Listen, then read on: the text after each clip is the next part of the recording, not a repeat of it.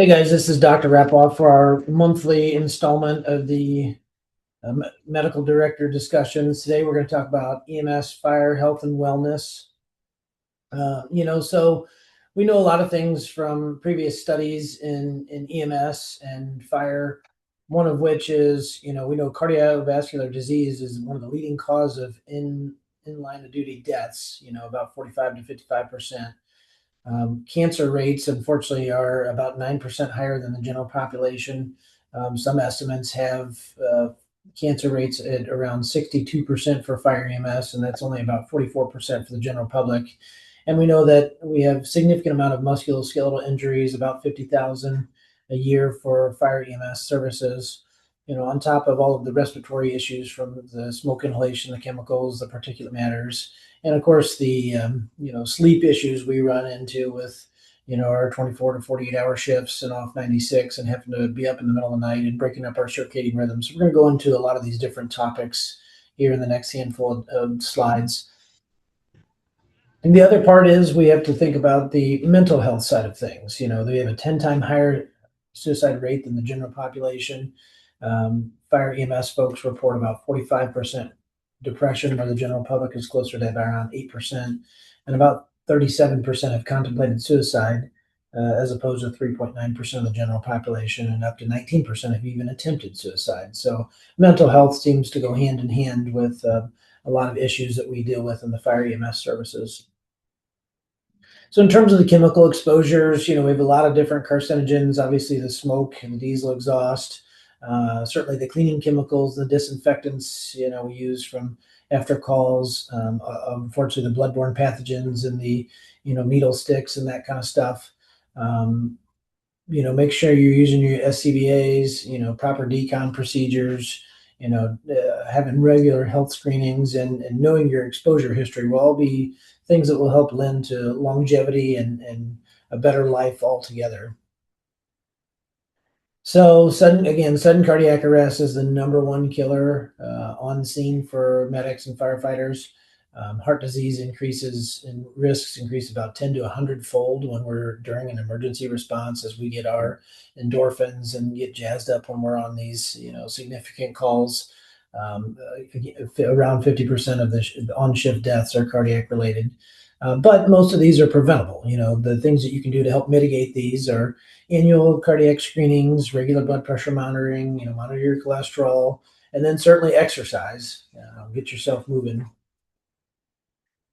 The other thing we have a significant concern about is the sleep impairment and sleep performance. There's a lot of thoughts and talk that actually sleepy driver is more dangerous than a drunk driver. They say that if you're up around 17 to 19 hours, you're close to that of someone that's legally drunk in terms of performance. Significantly slows down your reaction speed by about 50%, compromising your decision making.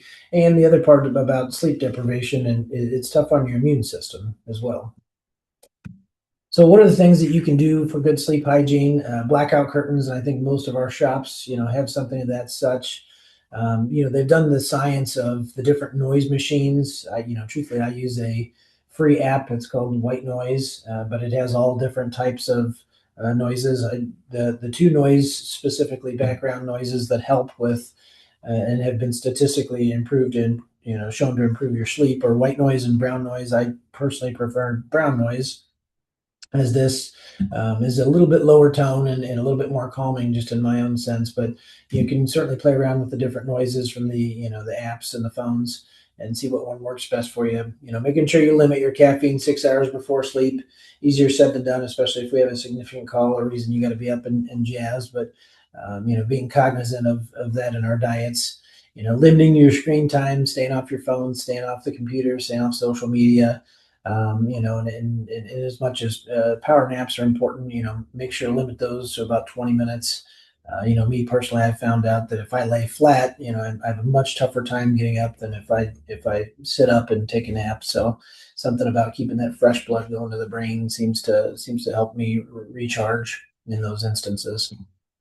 And then absolutely nutrition. Unfortunately, the statistics show about 67% of paramedics, firefighters are overweight or obese, and that's compared to a much lower percentage of the general population. So watching your diet, of course, fast foods and vending machines are a nemesis, and certainly having EMS rooms. irregular EMS rooms and having irregular meal times is absolutely metabolic chaos as well. So, um, making sure you have good body fuel, meal prep is important. Make sure you're getting into good habits. A diet full of a lot of chicken, a lot of fish, limiting your red meats. Recently, the lunch meats have been added to the level one carcinogens, and this is level ones like smoking and alcohol and some of the other things. Having protein at every meal is important. Making sure you're well hydrated. Unfortunately, coffee and alcohol doesn't count. Those are things that are actually act as diuretics and will dehydrate you. And have some good emergency snacks, nuts, protein bars, that kind of stuff to help fuel the body. Uh, Personally, I use the Yucca app. I know there's probably a lot of apps out there that this is a free app that you can scan food labels and the barcode, and it will give you the nutrition information, what are the additives, and then it rates it on a 0 to 100 scale of, whether it's quality or not. And truthfully, in a lot of instances, if it's something that's low quality, they'll give you alternatives and places to get those. One of the questions I had on kind of health and wellness is, and I get this often about testosterone specifically. So, we know the benefits are increased muscle mass, increased libido, increased energy levels, increased mood, supports the bone density, and may improve focus and motivation when given in lower doses. But, unfortunately, there are a lot of downsides to this. Skin changes can cause breast enlargement, testicular, smaller testicles, worsening sleep increases the thickness of your blood and making you more likely to have DVTs and pulmonary emboli, and can decrease your sperm count. And probably, truthfully, of all of the significant risks, I think the cardiac risks are one of the biggest that are out there. And certainly one of the things that I think about when somebody asks me about testosterone supplementation. As we age, our testosterone naturally decreases, and that's just a function of kind of living and aging. But um, I think it's easy to feel complacent and feel like you want to be back in your late teens, early 20s years again, where certainly even if your testosterone is on the lower end of the scale, if it's normal, in the vast majority of cases, I would likely not recommend it, and I can't say that I take it myself. Some of the natural ways that you can increase your testosterone: move your body, lifestyle, and exercise for sure. Lifting weights, resistance type training, high intensity interval training, doing sprints. I saw a statistic recently that said only about 2 to 5% will ever sprint again after the age of 30. But also conversely, avoiding excess endurance training. One of the things that I'm always surprised when I talk to marathon runners is they don't know the actual story behind the marathon. The story behind running a marathon is the distance between uh, Marathon, Greece to Athens, Greece is 26.2 miles. And back in the Greco-Roman times, when one of the soldiers ran this distance, he promptly yelled Nike, which means victory in Greek, and then died. So um, we have had some studies that have shown, and they've done troponin levels, and this is the heart enzyme we check for heart attacks and in STEMIs and in cardiac patients. People that run marathons actually have elevated levels of troponemia and troponins on average. So certainly, it's a stress and strain on the heart, and more so than probably what the human body is meant for. Sleep and recovery important. Try to get 7 to 9 hours of sleep. And I realize that not every night that's the case, but try to average, and maintain as normal sleep schedule as you can, especially when not on shift, and making sure you're getting adequate protein, healthy fats, olives, nuts, eggs, fatty fish, that kind of stuff. Get your vitamin D and zinc. Those are good for, your immune system and fighting off infection. And then, we really don't recommend extreme calorie restriction. I don't think it's unreasonable to do, a smoothie or a juice diet for meals here and there, but keeping your metabolism going is certainly better in the end. And then fitness. Fit medics and firefighters have about 50% fewer injuries than those that are not in their peak fitness. You know, making sure you do strength training, improve your back functioning, um, making sure you're doing compound movements, deadlifts, squats, you know, carries. I'm a big fan of kind of practice like you play. You know, making sure you remain flexible as well too. Um, you know, it's kind of a farce in our society that we think we need to stretch and then work out. Actually, you need to get your muscles warm. And most of the time, I stretch actually after I work out. Unfortunately, stretching before you work out and your muscles are cold can cause injury as well. So one of the key features and factors in testing your own physical fitness, the VO2 max has been one of the things that has been proven to be the best assessment of your cardiovascular abilities, and truthfully, it translates into better life and longevity on the whole. Then, of course, this is a test that's usually run on a treadmill with a breathing apparatus. Sometimes you can have, you know, function of the heart rate and how much you're breathing, how often you're breathing, and tell how much oxygen your body's using. Certainly the VO2 max is important because it's a predictive of athletic endurance and performance during activities. It's linked to lower risks of heart disease and mortality, and helps with the overall fitness. So you say, well, hey doc, I don't have the ability to get one of these places. How can I do a home test? And kind of here's the answer for that. Um, you line up your age and time, and you can figure out exactly where you fit on, kind of these scales. I can say from this is a 12-minute test. If you're a male, 44 to 49, and you can run 1.55 miles in 12 minutes. If you're a runner, that's about a 7:45 pace. Bear with me here. 7:45 pace. If you want to hit the 1.68 miles and you're a male, 30 to 39, that's actually about a 7:09 pace. And then if you're in your 20s and you want to hit this 1.74 mile, that's about a 6:54 pace. So that's my goal this summer is hit that 20 to 24, 29-year-old male pace. So get yourself a goal, see where you land on this chart, and then improve as such. So some of the top injuries we see, back injuries far and away, I think this is 25% of injuries altogether. Knee and ankle sprains are big, shoulder injuries as well. And, of course, the cuts and scrapes and burns and stuff that we get from the occupational hazards that we have. Making sure you're using proper lifting techniques, make sure you have good situational awareness, regular equipment checks, and again, practice like you play. I'm a huge sports fan. I think, practicing with your gear and with all of your gear on, and to me is the equivalent of going to the batting cage or going to shoot, pucks at a stick and puck if you're a hockey player, or going to shoot hoops, at the court are kind of all the things that you can help to be ready when shit really hits the fan.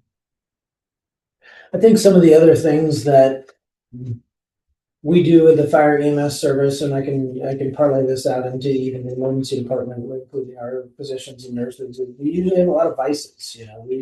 We have a tough job, and a very stressful job. We deal with a lot of young, healthy people that are sick because of trauma or other illness. So we have a much higher predilection to going towards vices. The binge drinking is higher, using prescription drugs is higher, and a lot of these are kind of coping. We're self-treating for a lot of things that are going on. So make sure you've got a good peer support group. Lean on your fire family, if you will. And I'm somebody that I don't bring stuff home to my wife and kids, but it's a lot easier to talk to our coworkers. And certainly if you need professional counseling, make sure you have hobbies outside of work. Don't define yourself by your work. That's one of the things that I've seen in my career. A lot of times people have a tough time retiring because they've defined themselves as their work their entire life. Making sure you have plenty of time for family and really the important things that are in life. When I first started work, I actually took my first job in southern Wisconsin, working with a guy that was there for 36 years.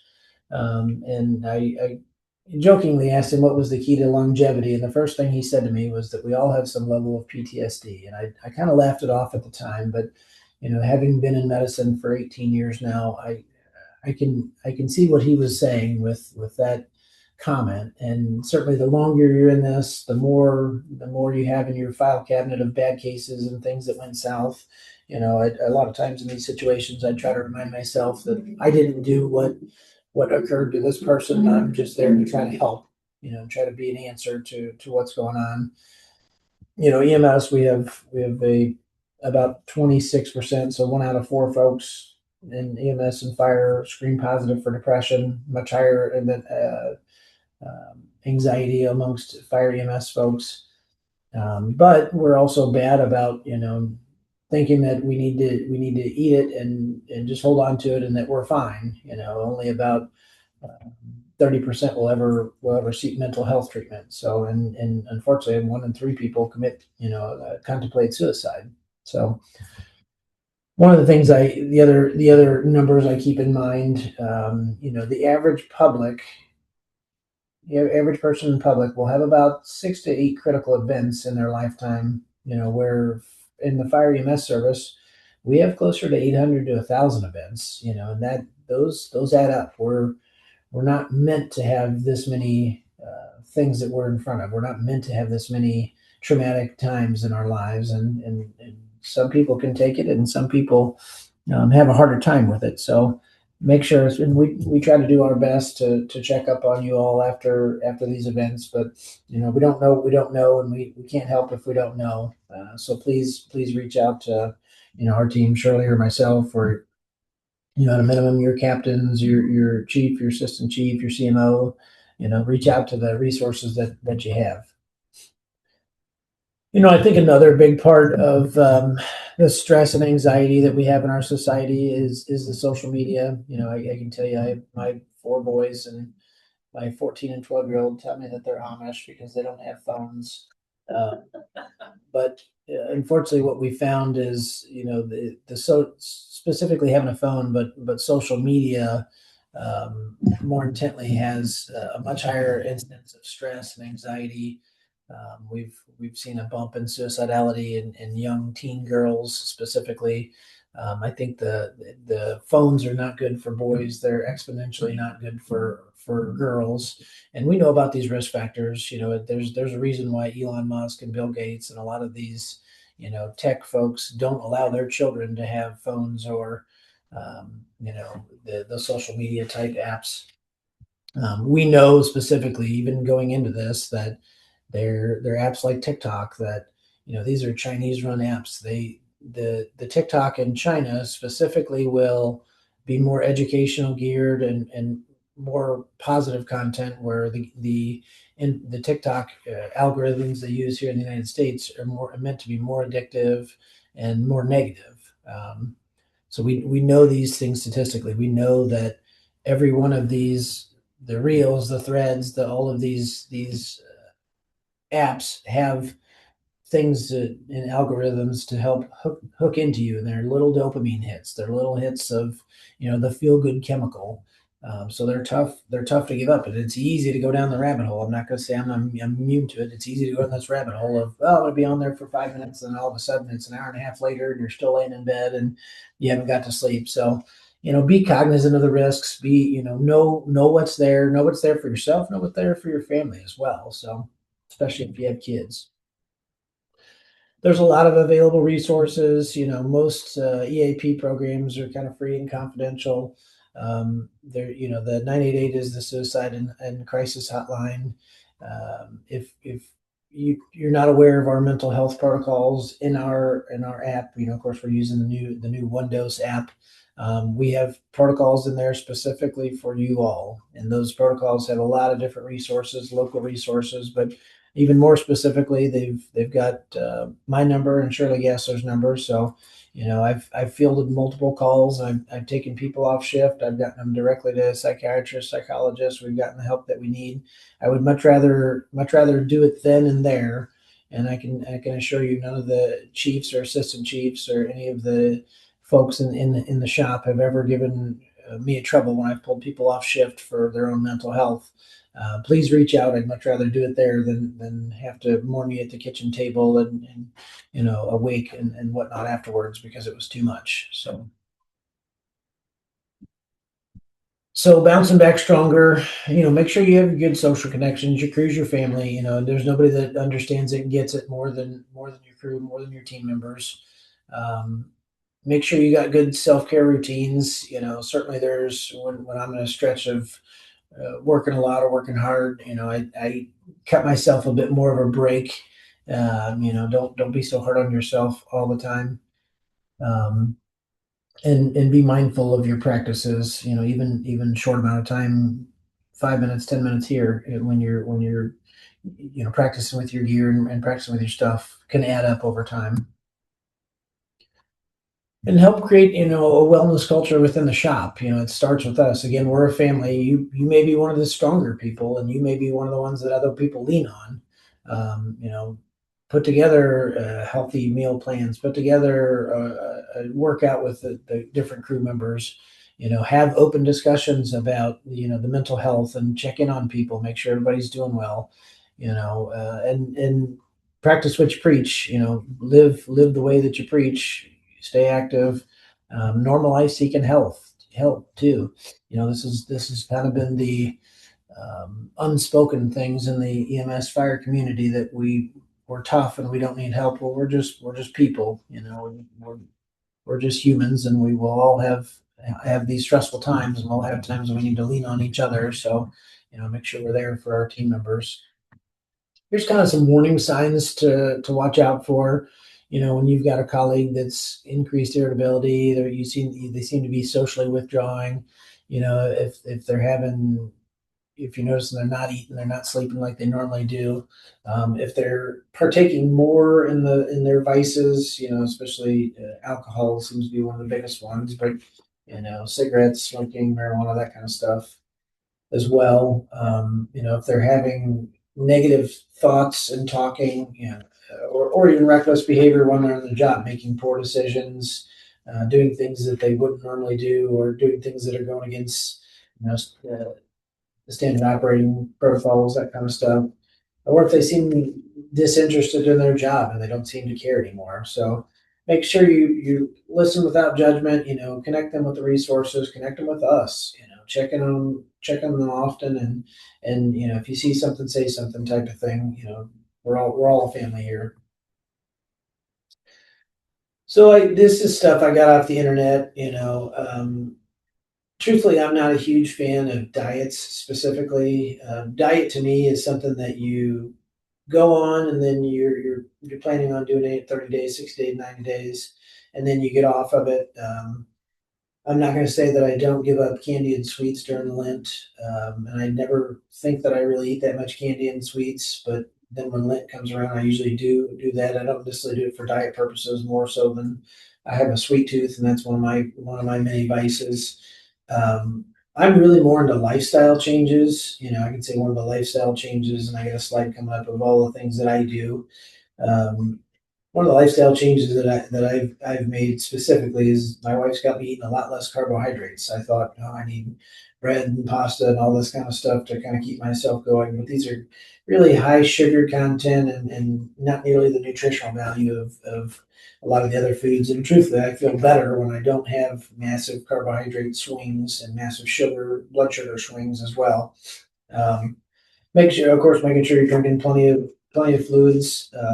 We really in medicine are recommending 30 minutes of strenuous physical activity at least 5 to 6 days a week. And really on most of the shops we have, there's no reason in the 48 you can't get at least some cardio and a lift in every day on shift. If you did a cardio and a lift every day a shift, that's at least 4 workouts a week. If you snuck in one or two in the other 96, that's a pretty good level. Again, kind of here's some more resources, one of which is my cell phone number. Again, Shirley's cell phone number is in our protocols as well. It's in a lot of gas station bathrooms and as Yours too. yeah, mine is too, but in a lot of gas station bathrooms as well. So please don't hesitate to call. We answer our phones 365, 24/7. I've answered it and on the beach. I've answered it in ski boots. I've answered it at the rink when I'm coaching. So please reach out and I can assure you one or both of us will answer and or we may, I recently taught her how to add in calls, so she's getting so techy anymore. Oh, yeah. I'll pause on this slide just in case, you need to write some of these numbers down and certainly this is a recorded, so you go back and reference as you need.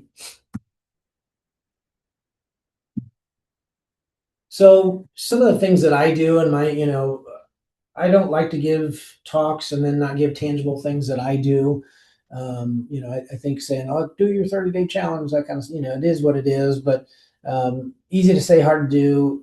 I think if you pick one or two things up that I do, and a lot of the stuff I do is math and science based. Again, I'm a scientist by trade, by nature, so a lot of what I do, the risks and benefits and things that I do are dictated by science. So I try to average 8 hours of sleep a night. I certainly don't get a lot of nights, especially nights when I'm working overnight shift and I'm, awake for a 12-hour stretch. But I'll bounce back the next night, after I've gotten 4 or 5 hours of sleep and try to get 10 or 11. Um, Exercise, and one of the things I live by is anything worth doing is worth doing poorly. And I know that sounds silly, but if you think about, all right, I got a toothbrush that has a 2-minute timer, and I'm like, well, I'm running out the door. I don't have 2 minutes. Well, brushing my teeth for 20 seconds is better than brushing my teeth for, um, 2 minutes, better than not brushing my teeth at all, right? So, in the same idea, one of my oldest on the far left there asked me about doing sit-ups and started to talk about, oh well, sit-ups, doing only 10 minutes of sit-ups a day is really not that big a deal. But when you start saying 10 minutes of sit-ups a day every day for 70 minutes a week for 280 to 300 minutes a month, and when you start to parlay that out, you've all of a sudden done a lot of minutes, and things start to add up quick. I do a lot of frozen fruit smoothies. They've done studies on, and it makes sense. Rather than picking the fruit 2 to 3 weeks early and having it shipped up to our local grocery stores, because it turns out bananas and strawberries are not in season in downtown St. Louis. Um, when they do that process and allow it to ripen over that 2 to 3 weeks, you lose a lot of the on the plant time when they pick fruits and berries off of the tree and flash freeze them. They've been shown to have a higher content of minerals and nutrients and that kind of stuff. So I make a lot of home frozen fruit smoothies. I'm not going to say I've given up alcohol altogether. I drink less certainly than I did in my 20s and less even than my 30s and less during the pandemic. We've kind of found, and the way I'm seeing medicine swing in terms of the studies and research on alcohol is, it's probably as bad as smoking in terms of risk factors. I think there may be some psychological benefits on a low level in terms of inhibition, and that's probably a discussion for another time and maybe over a few beers. But in terms of colon cancer and gastric cancer and some of the other things, the downsides of especially excessive alcohol use, we're finding that the tide is kind of swinging against alcohol now, similarly to the way it swung against smoking kind of in the 70s and 80s. And varied movements, I think going and just being purely a runner, or going and just being purely a biker, or going and being, just purely one thing is probably not good. Our bodies like to move and they like to move in different directions. I personally, I begrudgingly run 3 or 4 miles, a couple of times a week. But this time of year, I'm on the ice coaching hockey. I ski. I play indoor soccer. I do plyometrics. I'm still doing hill sprints, especially with the two boys on the outsides. I do mountain biking. I do all kind of different movements, and our bodies really do better when we do varied movements because you get fatigued if you and are more likely to have injuries if you just do one type of movement. And then give yourself mental breaks. Not only mental breaks on the grander scheme, cut yourself some slack, but also mental breaks when you're on shift. If I go see a patient that I know is just going to mentally wear me out, I'll give myself a chance to, like, I'll go get a cup of coffee or go get a tea or go get, hang out in my office for a little bit and say, okay, I get 5 minutes or 10 minutes to decompress and kind of give myself my own time. And then again, go easy on yourself. What we do is incredibly important. I feel lucky and blessed to be in this setting to where we can change the trajectory of people's lives. But at the same time, what we do is incredibly stressful, and what we do is incredibly difficult. Most people in society couldn't do it. So don't beat yourself up if you decide you want to eat a donut or you want to sleep in or you want to cut yourself some break. Give yourself some leeway. You don't have to have wins on every turn.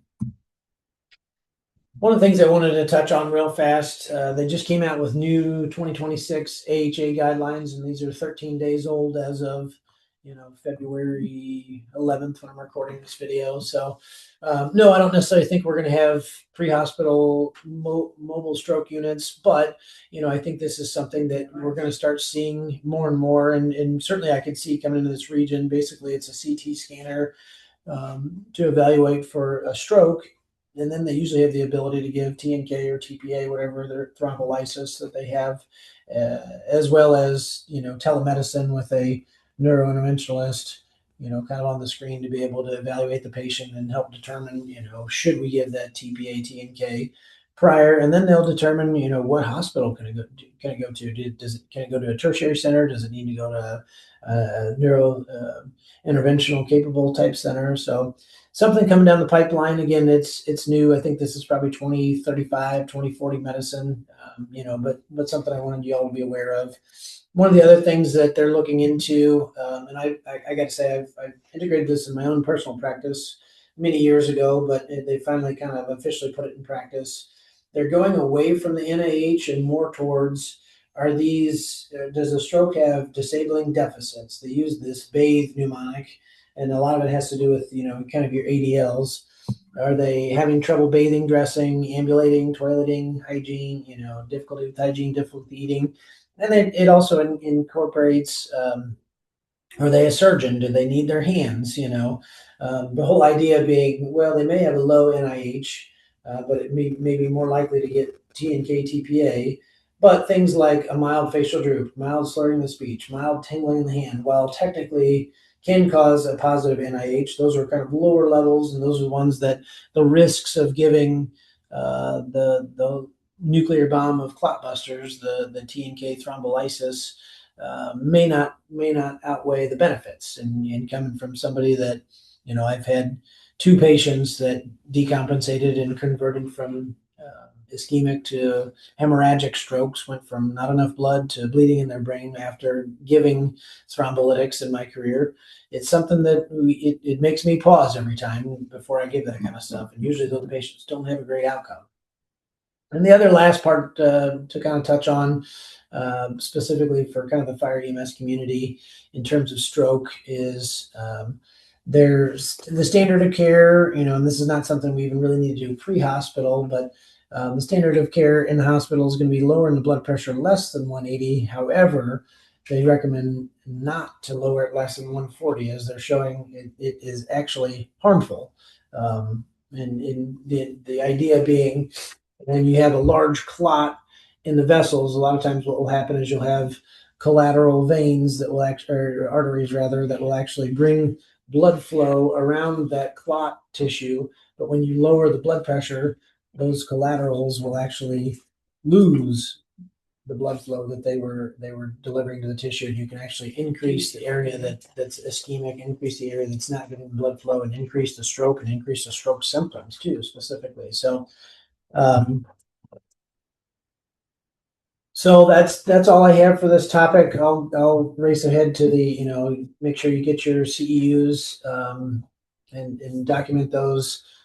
Certainly, again, if you have any mental health issues, if you have any questions or concerns, my phone's always on. Shirley's phone's always on. Please get a hold of us. We're more than happy to help and more than happy to be a part of things for you all. Thanks for what you do. And